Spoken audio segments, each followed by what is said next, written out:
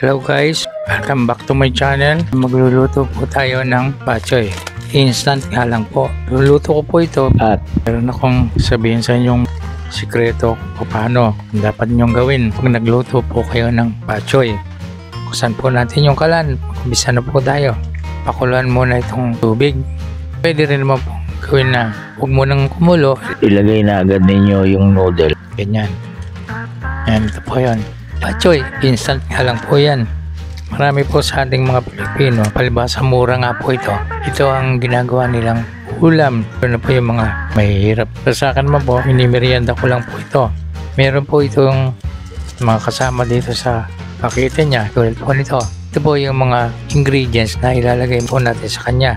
Tulad nung tinurog na chicharon. May kasama pong gulay yan. Oil at saka konting meat. Ayan.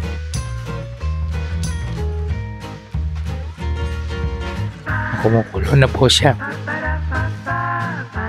Ang sikreto ko po nito para huwag po tayong karoon lagi ng mapa sa ating mga t-shirt o pantalon, lalo na po pag pinawisan tayo. Ganito po ang gawin ninyo. Ito yung tinatawag na seasoning.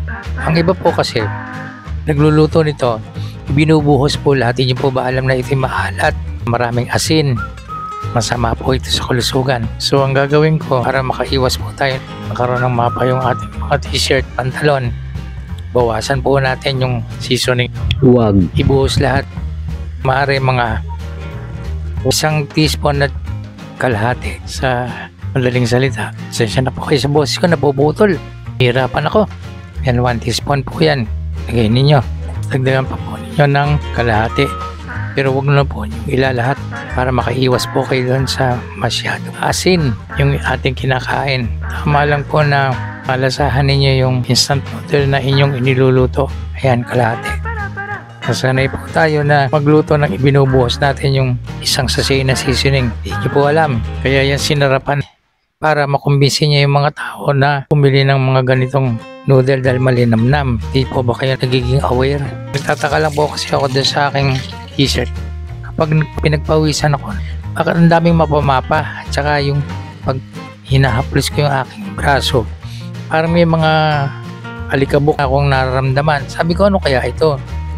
Noong una hindi ko po pinapansin, pero bandang huli, na-notice ko na siguro sani ito nga nung kinakain ko. Masarap po yun. At masama sa katawan ng tao. Kaya pinapag-iingat po kayo. Huwag po ninyong gagawin yun. Pagka panay po ang kain ninyo ng noodles, pagkatapos ganun lagi ang ginagawa nyong dami ng ingredients na inilalagay, sa talagang masama po yun. Karoon nga kayo ng mapa-mapa sa inyong t-shirt. Pwede naman po kayo magdagdag ng konti kung matabang. Yun po ang sikreto na gusto kong sabihin sa inyo. Sana po maunawaan ninyo. Importante sa atin para makaiwas po tayo sa high blood o alat, makakapagpasama ng daloy ng dugo ng ating mga veins na papunta sa puso. Ito na po yung finished product ng aking instant pachoy. Masarap din po ito.